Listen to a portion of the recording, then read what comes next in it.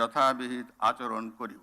দীর্ঘ ফ্যাসিবাদী আগ্রাসনে নির্যাতিত সৈনিক এবার বাংলাদেশের মসনদে শেরপার আসনে বসেছেন। জনগণের বিপুল সংখ্যক ভোট ও আস্থায় নিরঙ্কুশ জয়ের মাধ্যমে সরকার গঠনের সাংবিধানিক সীমা ডিঙিয়ে তারেক রহমান নিয়েছেন প্রধানমন্ত্রীর দায়িত্ব। দায়িত্ব নেয়ার প্রথম দিনে তিনি ছুটে গিয়েছেন জাতীয় স্মৃতিসৌধে, জানিয়েছেন গভীর শ্রদ্ধা, করেছেন বাবা মায়ের কবর জিয়ারত। একই সাথে সচিবালয়ে সূচনা করেছেন নিজের প্রথম দাপ্তরিক অধ্যায়ের। এসবের মাঝে জনমনে কৌতূহল দেখা দিয়েছে, কোথায় থাকবেন নতুন প্রধানমন্ত্রী, কি কি সুবিধা পাবেন তিনি। গণপূর্ত অধিদপ্তর সূত্র বলছে, আপাতত রাষ্ট্রীয় অতিথি ভবন যমুনায় থাকবেন তারেক রহমান। নতুন প্রধানমন্ত্রীকে বরণ করে নিতে প্রস্তুত হচ্ছে সেটি।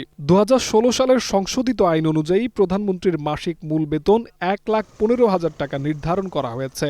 এছাড়া প্রধানমন্ত্রীর মাসিক ব্যয় ভাতা 1 লাখ টাকা ধরা হয়েছে।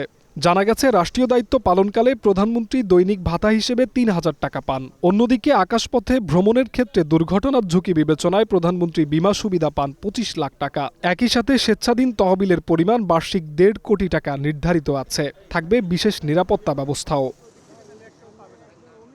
বাবা মায়ের মতো আপোষহীন রাজনীতির পথ ধরে দেশ পরিচালনার আসনে বসা মৃত্যুঞ্জয়ী এই সরকার প্রধানের কাছে আইন শৃঙ্খলার উন্নয়ন, দ্রব্যমূল্যের লাগাম টানা সহ সন্ত্রাসমুক্ত বাংলাদেশ গড়ার প্রত্যাশা সাধারণ মানুষের। আইন শৃঙ্খলা নিয়ন্ত্রণে নিয়ে আসা, জানমাল মানুষের নিরাপত্তা দেওয়া, দ্রব্যমূল্য নিয়ন্ত্রণ করা।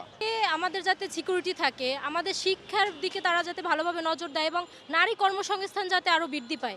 আমরা সাধারণ মানুষ যাতে একটু নিরাপদে থাকতে পারি, এইটাই চাও, আর কিছু। জনগণের প্রত্যাশা পূরণে এগিয়ে যাওয়া সহ সব সিদ্ধান্তে নতুন প্রধানমন্ত্রী থাকবেন অনন্য, সেই প্রতীক্ষায় দেশবাসী।